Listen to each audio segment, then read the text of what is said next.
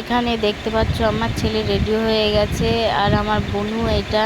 তো আমিও রেডি হয়ে গেছি, বাজারে যাব। গাড়ি চলে এসছে, তো গাড়িতে উঠে পড়েছি। আমরা বাসন্তী বাজারে চলে এসেছি, দেখতেই পাচ্ছ। বাসন্তী বাজারে এসেই তো দুজনে একটু ফুচকা খেয়ে নিলাম। তো ফুচকা খাওয়ার পরেই দেখছো দুজনে ফুচকা খেয়ে নিচ্ছি ভালো মতন করে, অনেকদিন পরে খাচ্ছি তো ফুচকা, তো খুব টেস্টি বানিয়েছে।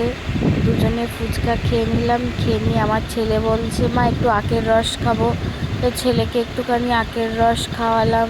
তো এখানে দেখতে পাচ্ছ আমার ছেলে আখের রস খাচ্ছে। আখের রস খাওয়ার পরে আমরা কেনাকাটা করতে চলে গেলাম।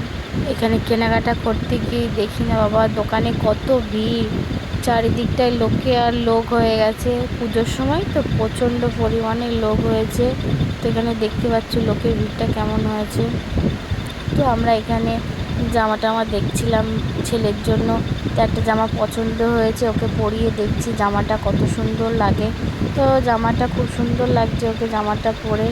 তো এখানে আমিও দেখছিলাম কিছু জামা শাড়ি দেখছিলাম। তো দেখতেই পাচ্ছ কত শাড়ির কালেকশন। তো এখানে আজকে কেনাকাটা করে নিলাম, নিয়ে চলো বাড়ি যাওয়া যাক। টাটা, বাই বাই, কালকে দেখা হবে আবার।